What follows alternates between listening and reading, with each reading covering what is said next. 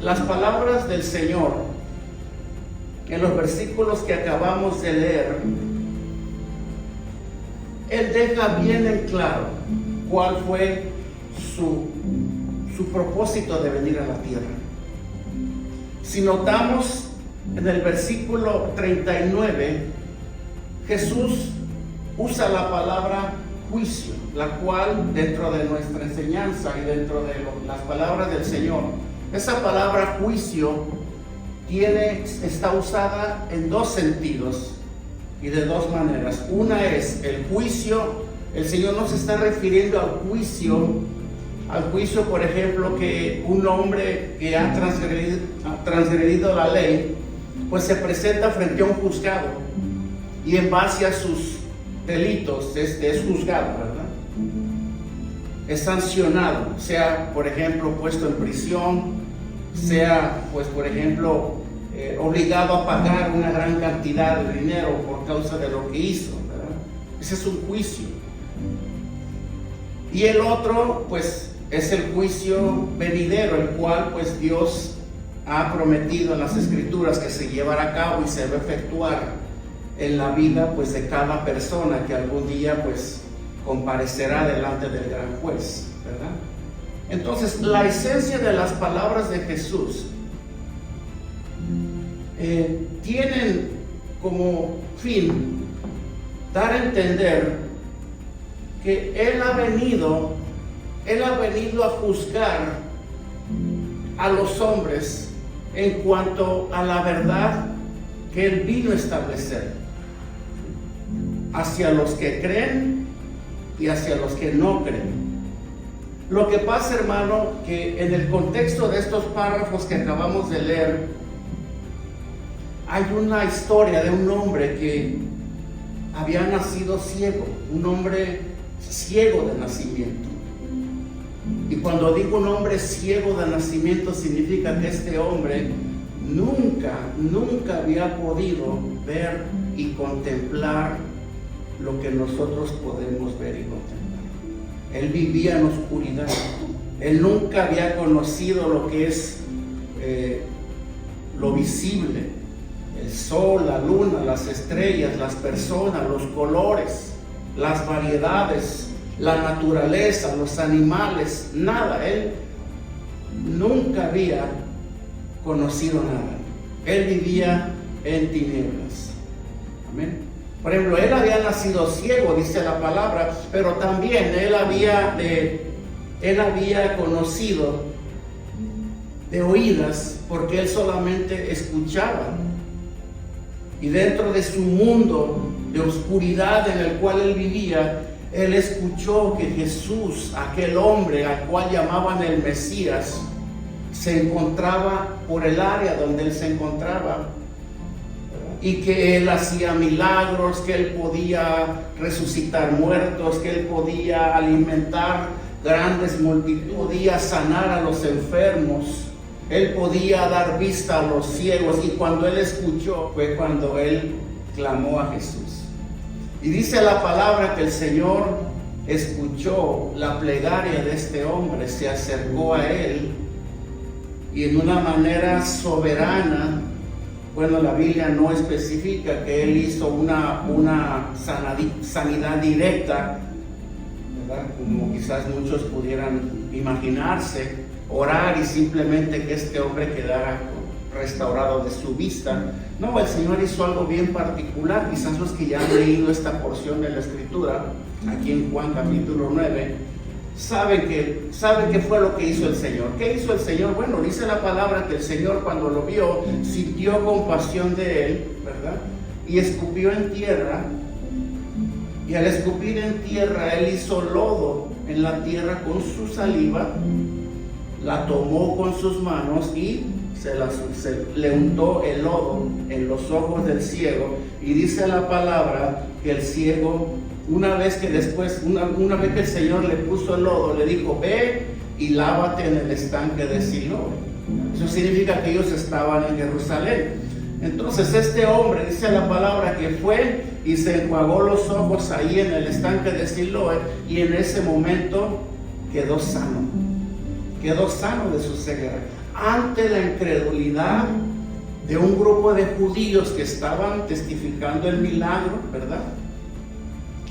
Que aún viendo el milagro suceder frente a sus ojos de ellos, muchos aún no creían. Muchos inclusive pensaron que a lo mejor se trataba de una patraña, ¿verdad? De sanidad creada, montada, con el fin de que Jesús pues siguiera ganando prestigio, porque como repito, no todos los que estaban alrededor de Jesús creían en Él, solamente un grupo, y un grupo pequeño, por cierto. La mayor parte de los judíos que estaban ahí tenían incredulidad en sus corazones. Y comenzaron a cuestionar al ciego, diciéndole: pero ¿cómo es que ves? ¿De verdad era ciego? Ante todas las evidencias, ellos seguían cuestionando al que había sido sanado, ¿verdad? ¿Quién fue el que te sanó? Los que no habían experimentado estado presente en el milagro. ¿Quién fue el que te sanó? No, pues no lo conozco, pero es uno que se llama Jesús. Y siguieron preguntando y preguntando con el fin de desacreditar la obra que Jesús había hecho en este hombre, ¿verdad? Lo único que decía el que había sido sanado, y a lo cual él se limitaba, era decir: pues yo no sé quién es él, solamente sé que antes no veía y ahora puedo ver.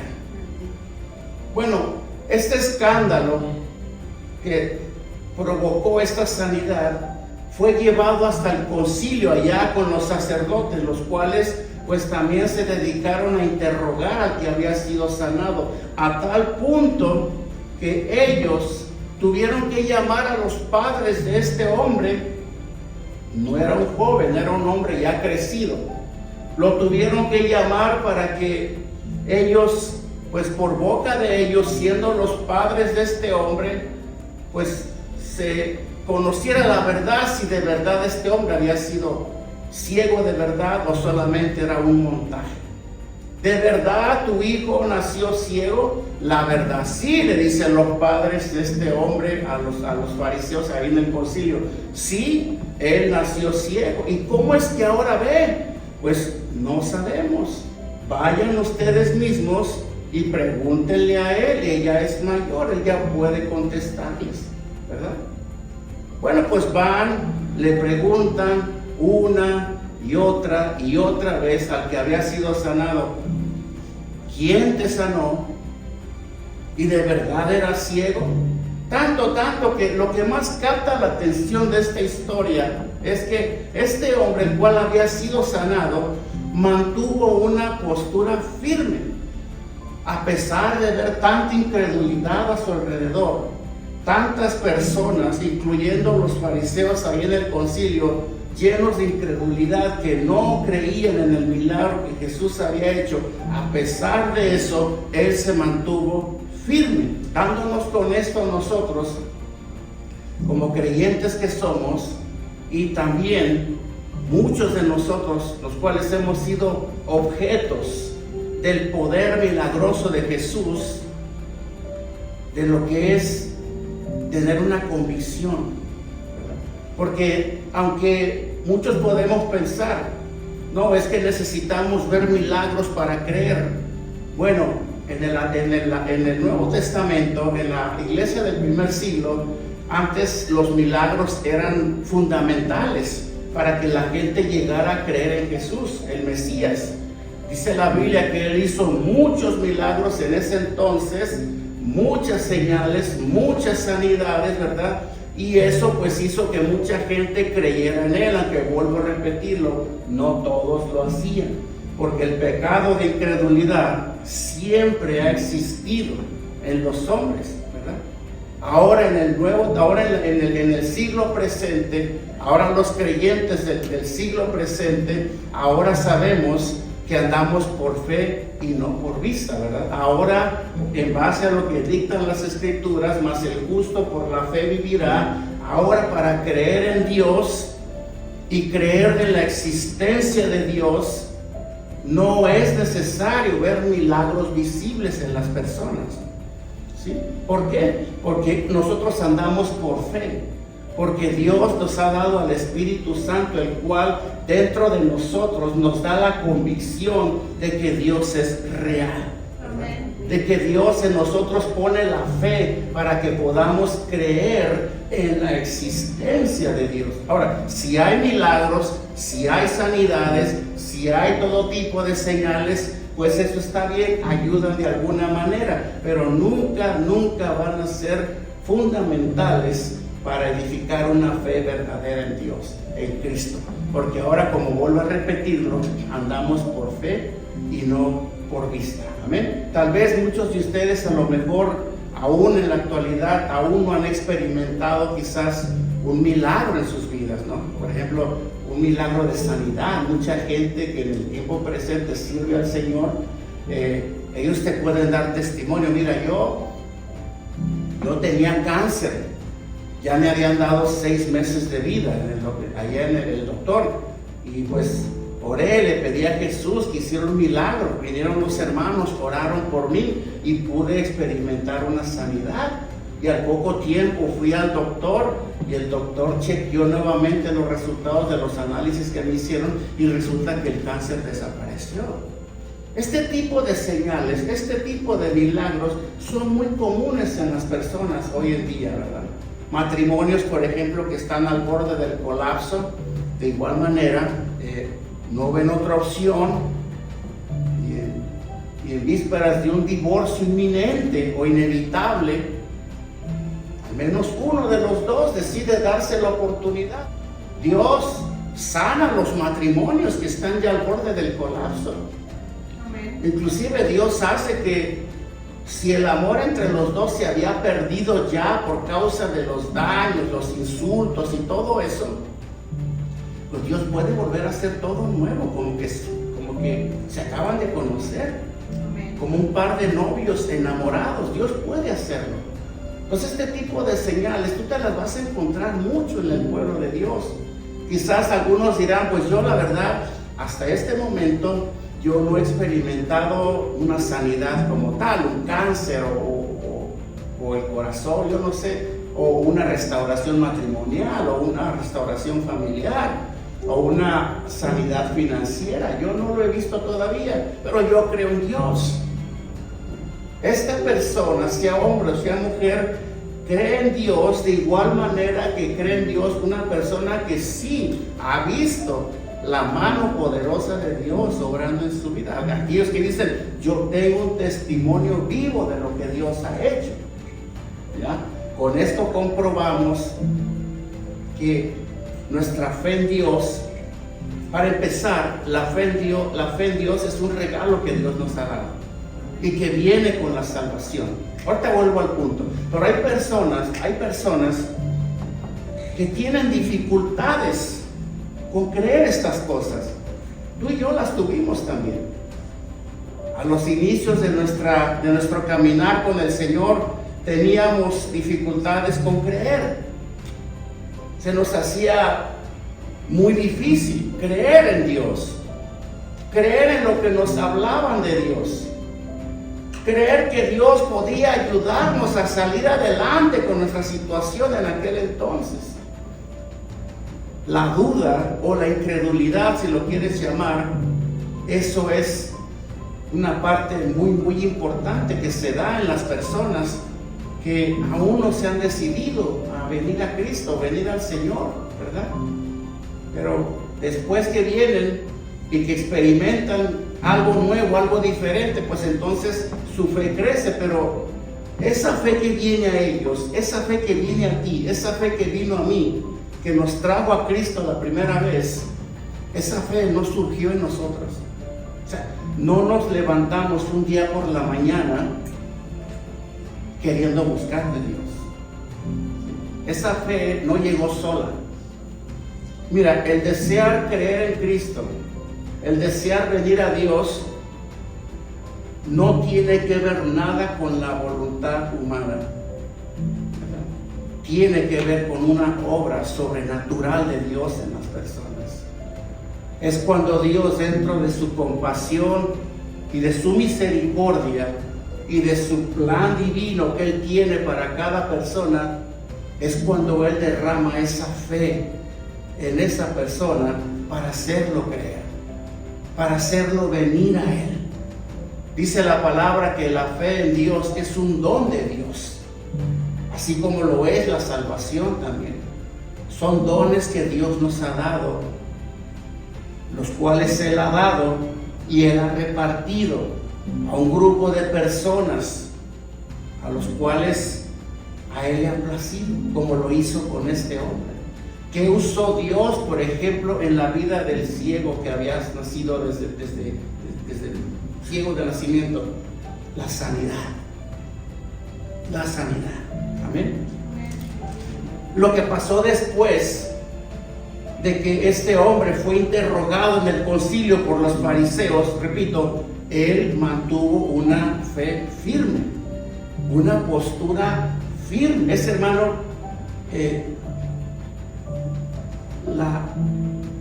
la manifestación de Dios en nuestras vidas siempre va a ser más fuerte, siempre va a estar por encima de los argumentos humanos. Por eso los que hemos creído, los que ahora vivimos dentro de esta fe, los que, por ejemplo, un domingo o un jueves o un día de culto dedicamos cierto tiempo para buscar de Dios, es porque tenemos una convicción, una seguridad en lo que estamos haciendo. La fe en Dios da seguridad, da convicción, da firmeza, pero alerta, eso nos va a ser objeto de persecución, de crítica. Cuando tú digas abiertamente al mundo allá afuera, yo creo en Cristo, yo creo en Dios, y si quieres añadirle, yo voy a la iglesia, te van a llamar de todo, te van a criticar, te van a poner en un lugar especial donde tú vas a ser el centro de la crítica. ¿O no es verdad, hermanos cristianos? Tú di que eres cristiano en el trabajo y enseguida va a empezar sobre ti una persecución. No que se van a ir corriendo a alcanzarte, tú corriendo, no, sino que van a empezar a hacer burla, a hacer mofa de tu fe, ¿verdad? Y si tú les empiezas a hablar en un tono espiritual, inentendible para la gente que no conoce a Dios, pues peor aún, serás objeto de burla, serás objeto de mofa. La gente comenzará a marginarte, la gente comenzará a hacerte a un lado aparte de ellos. Sí, querrán estar cerca de ti, pero no por tu fe, sino para hacer mofa de ti. Amén. Los verdaderos cristianos, los hijos de Dios, sabemos de antemano ya que nuestro Padre nos había advertido que seríamos perseguidos por causa de nuestra fe. El ciego que había sido sanado por Jesús había sido expulsado de la sinagoga, porque había una advertencia entre el pueblo judío, entre el incrédulo pueblo judío, que decía: todo aquel que confiese que Jesús es el Mesías, que ese hombre, ese pecador es el Mesías, será expulsado de la sinagoga. Por esa razón, los padres del ciego que había sido sanado, ellos no se atrevieron a decirle abiertamente a los fariseos en el interrogatorio: sí, Jesús lo sanó. Ellos sabían que Jesús lo había sanado, pero ¿por qué dijeron? No sabemos, pregúntele a él. ¿Por qué? Porque ellos tenían miedo a que los expulsaran de la sinagoga. Y ese puede ser el miedo que nosotros podemos experimentar de una manera abierta cuando declaramos que somos de Cristo, que somos hijos de Dios, que tenemos una fe en un Dios que para ellos es inexistente quizás, pero para nosotros no lo es. Cuando hacemos, ¿verdad? Damos muestras visibles de nuestra fe en Dios, que aunque estemos pasando por las peores pruebas, las peores situaciones, las peores necesidades, nosotros estamos firmes creyendo en Dios, porque sabemos y tenemos la convicción que Dios dijo, ¿verdad? Nunca te dejaré, nunca te desampararé, y que esta prueba va a pasar, que el tiempo difícil va a pasar, que vendrán tiempos mejores, ¿verdad? Y no vamos a comprometer nuestra fe, como lo hicieron en este caso los padres del hombre que había sido sanado por temor a ser expulsados. Pero da a suceder que este hombre fue expulsado, porque no solamente se mantuvo firme frente a los fariseos en el concilio, sino que también le dijo a los fariseos: ¿por qué me preguntan tanto? ¿Qué acaso ustedes quieren hacerse sus discípulos también? ¿Acaso ustedes quieren también creer en Él? Y la respuesta de ellos fue: tú eres un hombre que nació en pecado. ¿Qué nos vienes a enseñar a nosotros? ¿Sabes qué? Sal y no vuelvas más. Y lo expulsaron. Y dice la palabra que a los pocos días Jesús oyó que habían expulsado al hombre de la sinagoga, el cual había sido sanado. Lo habían expulsado. ¿Y saben cuál fue la pregunta cuando se lo encontró? Porque se lo encontró de frente. Es que, hermano, no crean ustedes que cuando Jesús sanó a este hombre, lo abandonó. No, este hombre se había convertido a partir de ese momento. Quizás él no lo sabía, porque acuérdense, él era ciego de nacimiento. Él solamente había escuchado al Señor Jesucristo hablarle cuando al principio de la historia le dijo que sí, él quería ser sanado, pero no lo había visto de una manera visible porque él era ciego. Entonces este hombre, sin saberlo, por causa de su fe, ya se había convertido en un discípulo de Jesús, porque había resistido la prueba. Él se mantuvo firme frente al interrogatorio, que de una manera agresiva querían que este hombre reconociera que todo era parte de un montaje y que Jesús nunca lo había sanado. ¿Por qué? Porque los fariseos tenían miedo de que el pueblo, las multitudes que antes los veneraban a ellos, llegaran a creer en Jesús e irse tras de Él. Ese fue su temor. Su temor fue ese: perder su prestigio, perder su credibilidad. Y ellos se dedicaron agresivamente, no solamente en esta parte de la Escritura, sino a lo largo de todos los evangelios, a perseguir al Señor, con el fin de desacreditarlo y llevarlo a que el pueblo no creyera en Él. Pero como es Dios, hermano, por esa razón, si nosotros hemos puesto nuestra fe en Jesús, si has puesto tu fe en Dios, nadie te va a poder vencer. Nadie te va a poder derrotar. Nuestra fe en Dios es mucho más grande, mucho más poderosa. No tengamos temor de declarar abiertamente que Jesús es el Hijo de Dios.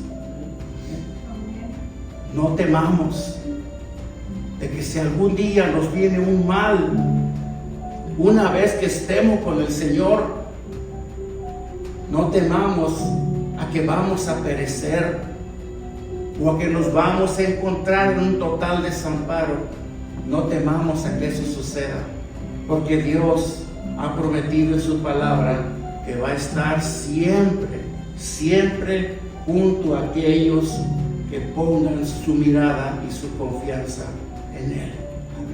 Y nunca te dejaré y nunca te desampararé.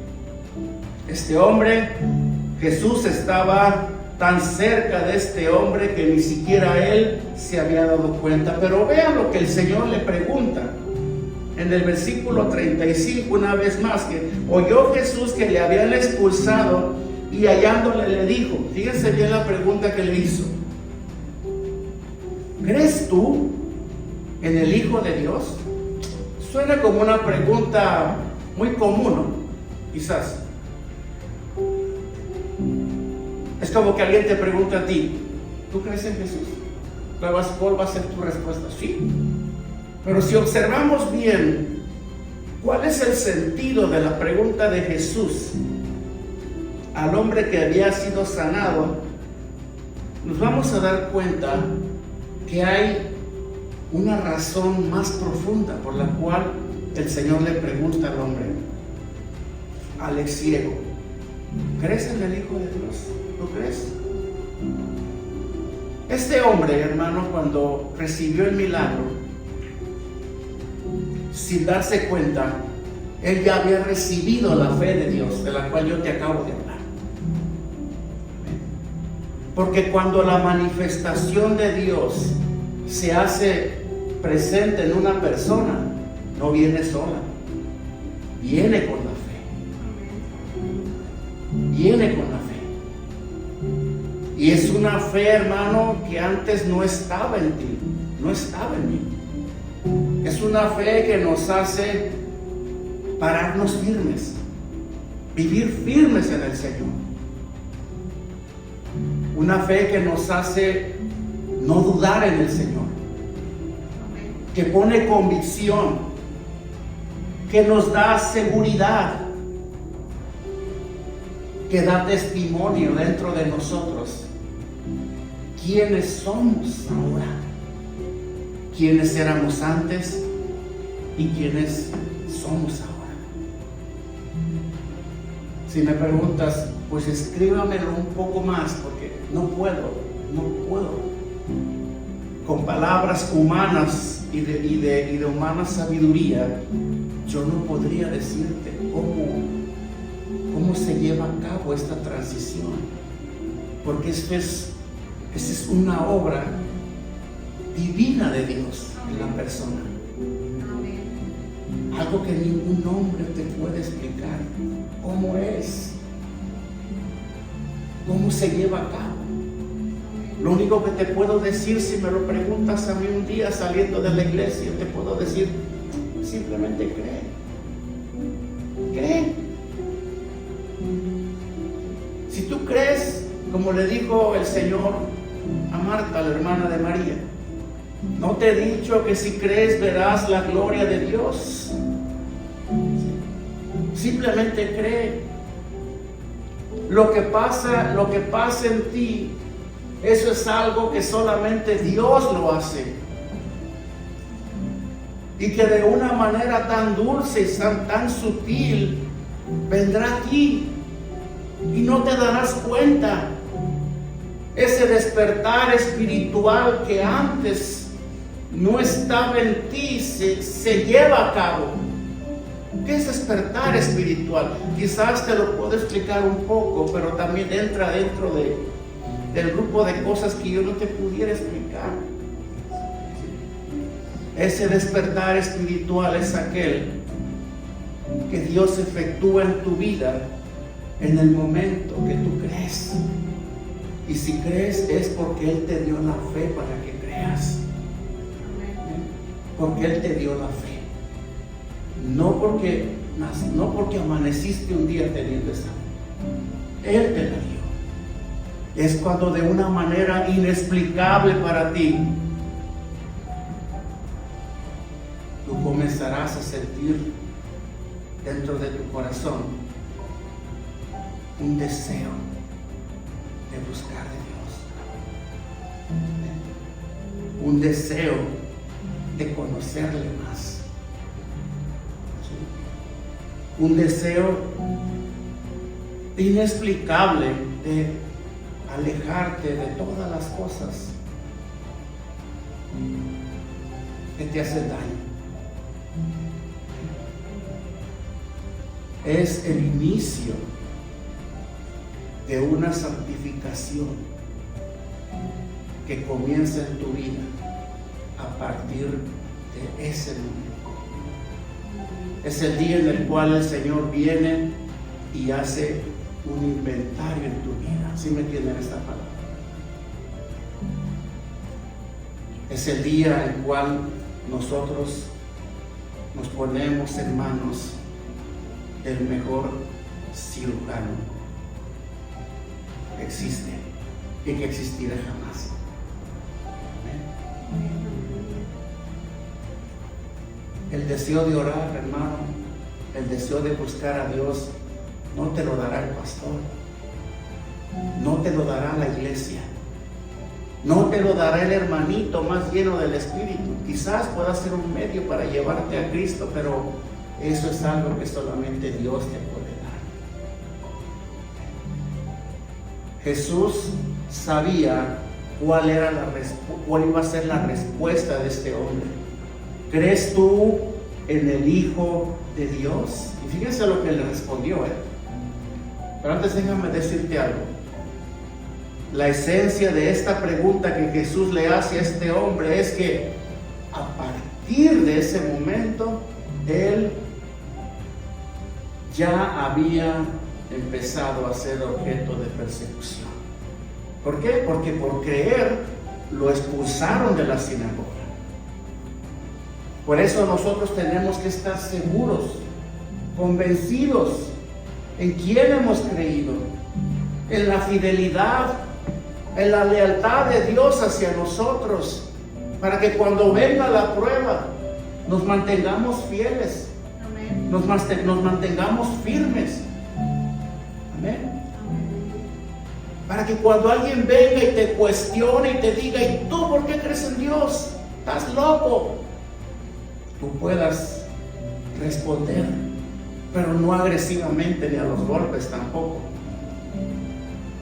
sino con paz, con mansedumbre y con seguridad.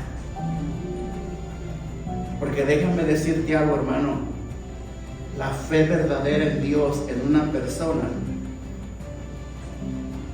no lo demuestran las palabras, sino los hechos. ¿Sí? Sino la convicción que esta persona proyecta a los demás. ¿Eh? Eso es lo que evangeliza mejor a la gente.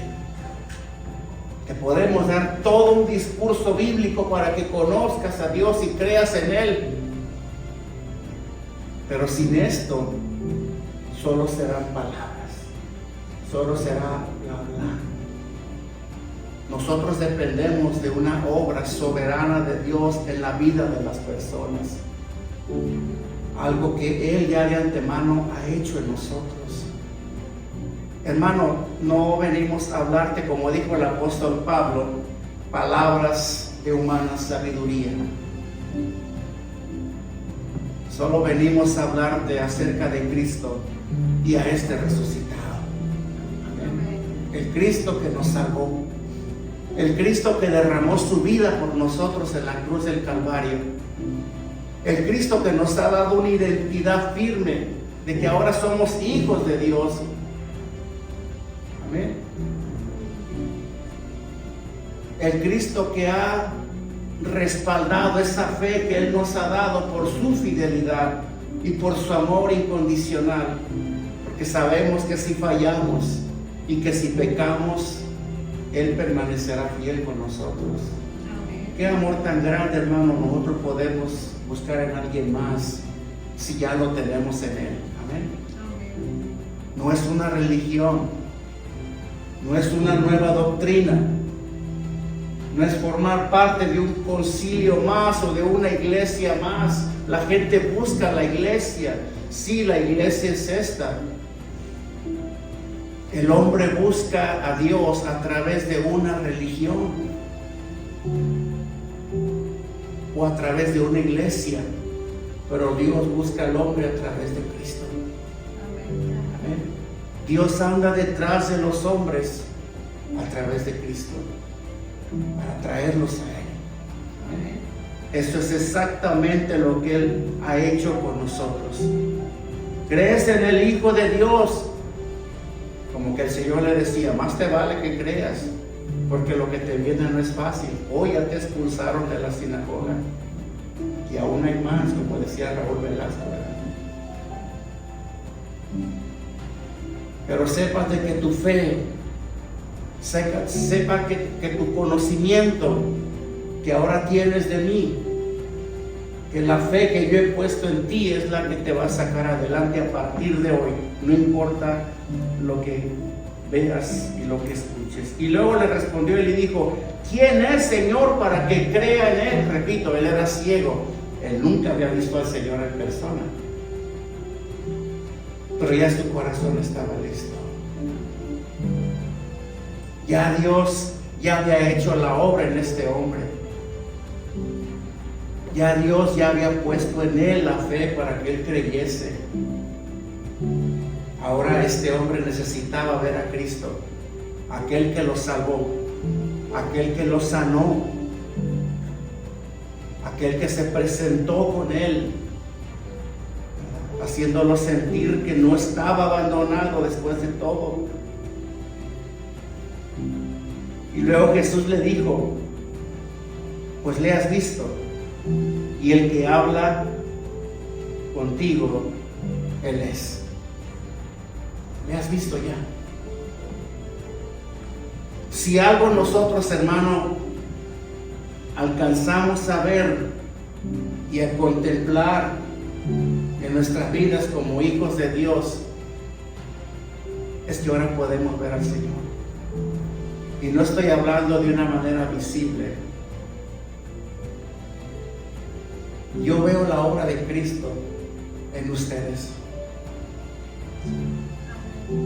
Cuando yo veo a una mujer o a un hombre rendido a los pies del Señor, adorando al Señor, caminando rectamente por caminos diferentes a los de los cuales Él caminaba antes, yo hoy veo a Jesús. Yo veo la obra de Dios. Cuando mi familia me ve a mí caminando con el Señor, hablando del Señor como hoy, ellos ven la gloria de Jesús, porque antes yo era un alcohólico, un drogadicto, un hombre que si yo les contara, me iban a ver con desconfianza después. La obra de Cristo, hermano. Esa es la obra de Cristo, la que yo veo en ti, así como la que tú ves en mí. Amén. Es la obra de la cruz, la que nos hace ver a un pecador arrepentido. No necesitamos, no hubiésemos necesitado estar allá en el Calvario, en el Gólgota, aquel día viendo al Señor crucificado. No, muchos no estuvimos ahí, ni existíamos. Pero Jesús dijo, bienaventurados son los que no vieron, pero creyeron. ¿Verdad? No estuvimos ahí. Pero cuando yo veo un pecador arrepentido viniendo a los pies del Señor, yo veo la obra de la cruz. Yo veo la cruz. Ahora, cuando yo veo la cruz, en una manera así literal, personificada, muchos dicen que es malo, yo digo que no es malo. No sé, las opiniones pueden variar. Hay iglesias que tienen una cruz en el altar, ¿han visto? Muchos dicen, es malo. ¿Por qué? Si nos enfocamos en esas cosas, lo único que podemos acarrear es confusión, ¿verdad? Pero siempre deseando que haya un entendimiento claro en cuanto a una cruz en un lugar. ¿Sabes lo que yo veo en una cruz?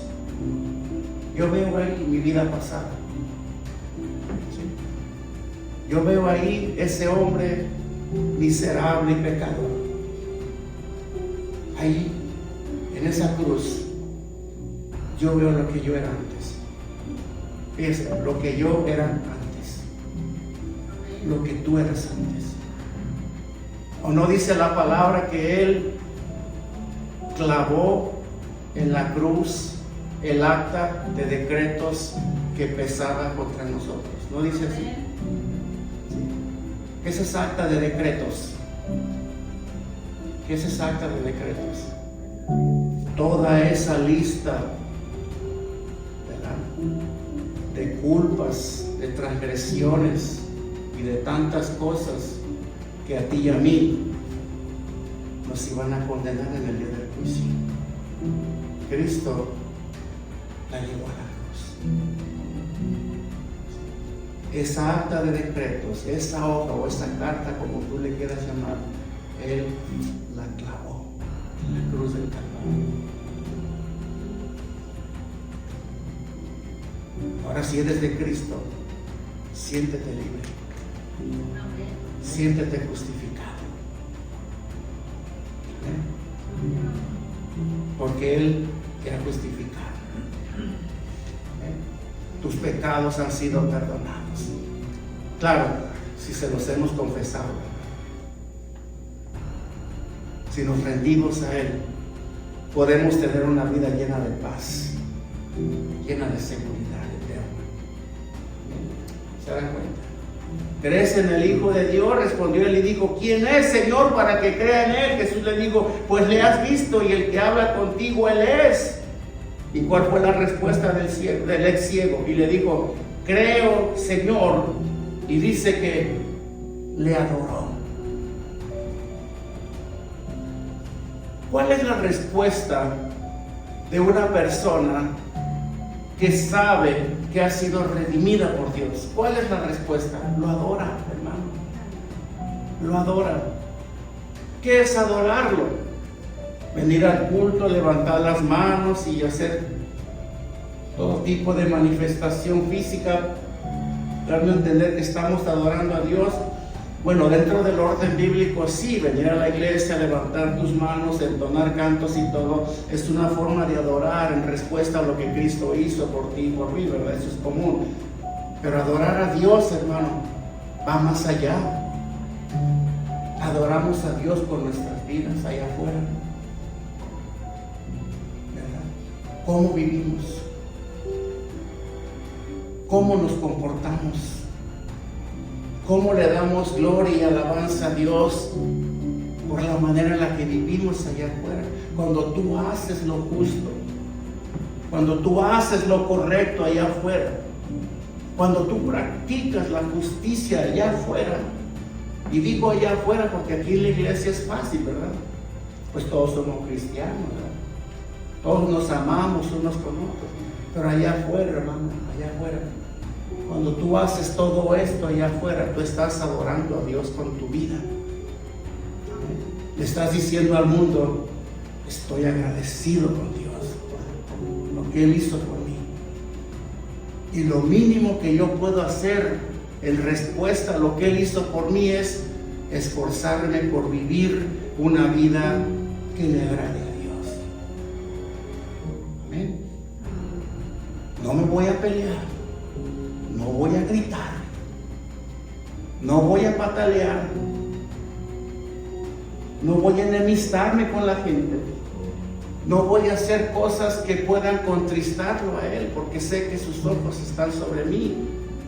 Voy a adorarlo con mi propia vida. Un cristiano agradecido con Dios es aquel que adora a Dios desde que se levanta en la mañana hasta que se acuesta en la noche, y aún mientras duerme también. Sí, cuando estás roncando también estás adorando a Dios, ¿verdad? ¿O no? ¿Sí?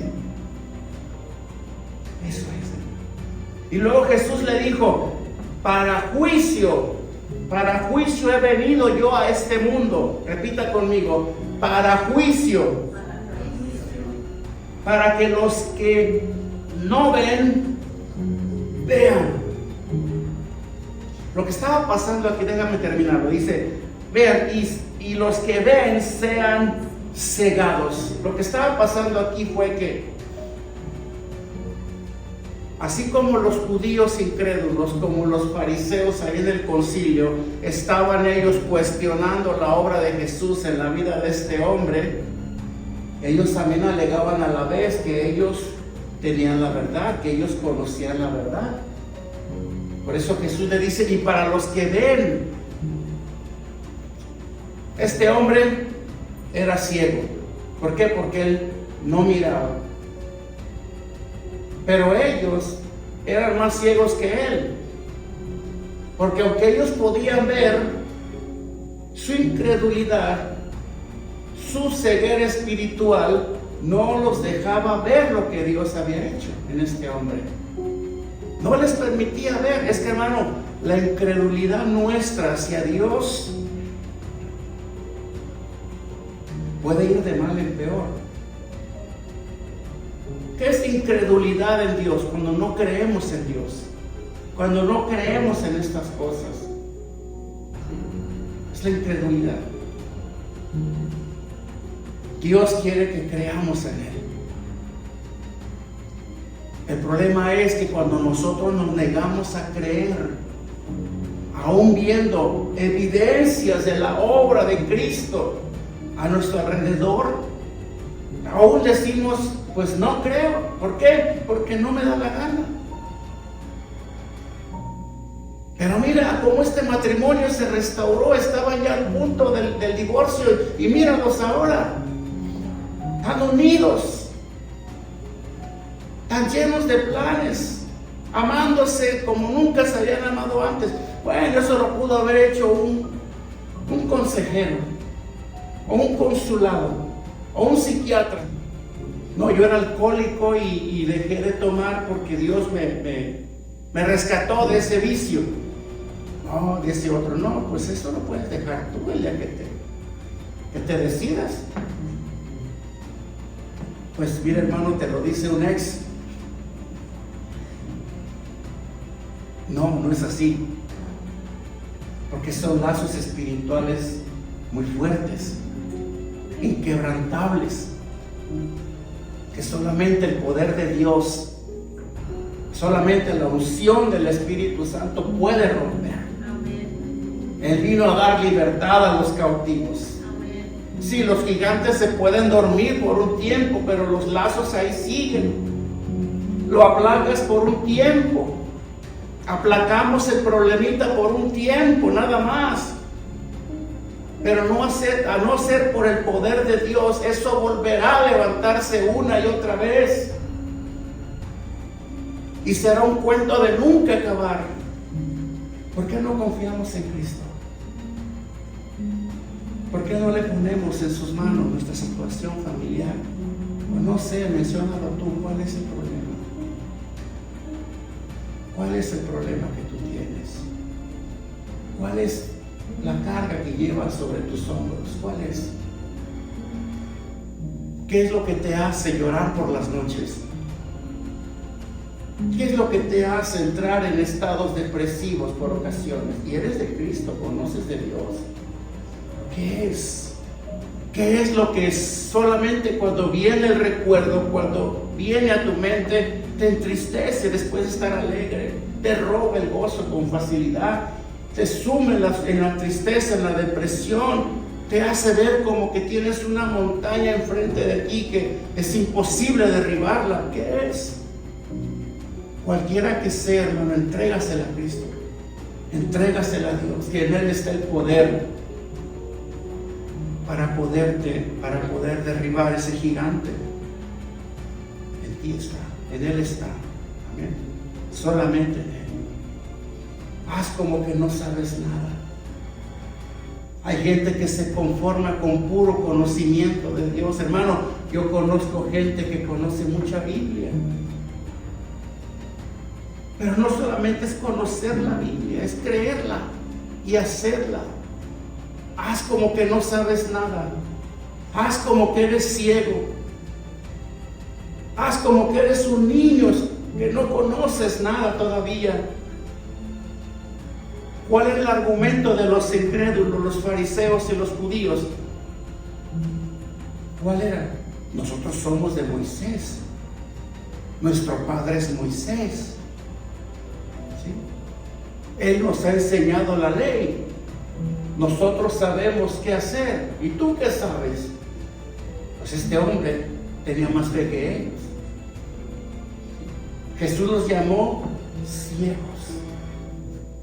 Si nosotros no creemos en Dios, si nos negamos a creer en Dios y a creer en estas cosas, entonces vendrá una ceguera espiritual a nuestros ojos, que por más que veamos, no lograremos ver. Por más que escuchemos, no lograremos comprender.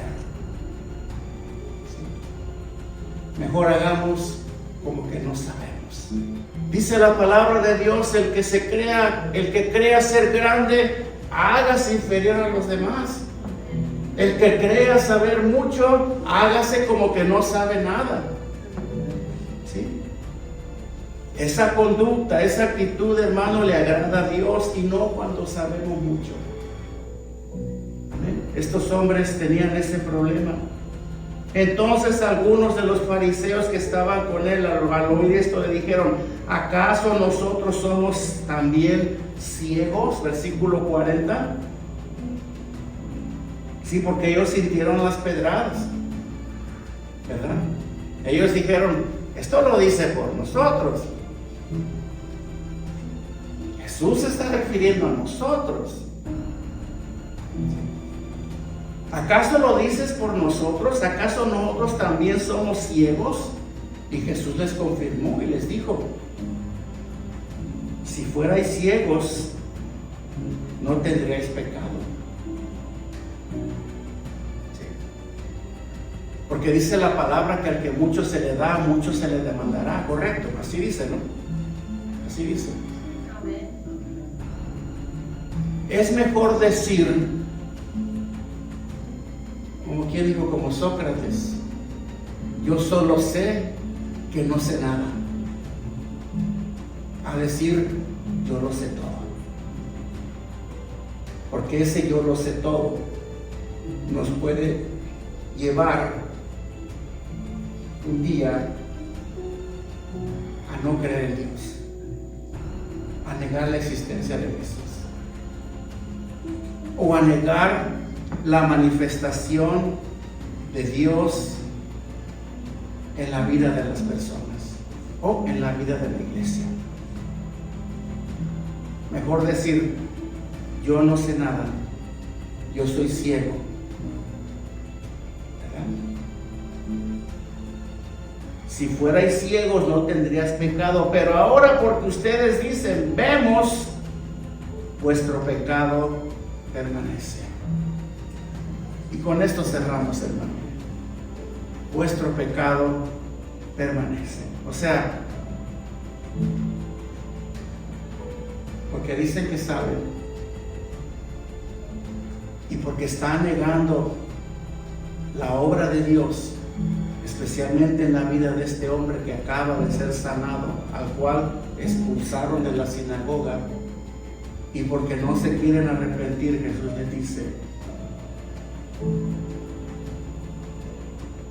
no, dice, no tendríais pecado. Si fuerais ciegos no tendríais pecado, pero ahora porque decís vemos, dice, vuestro pecado permanece. Seamos humildes, hermano. Seamos humildes para reconocer la obra de Dios, para reconocer que lo necesitamos. No neguemos la obra de Dios. No neguemos la existencia de Dios. Él es real. Él existe. Nunca tendremos todas las respuestas.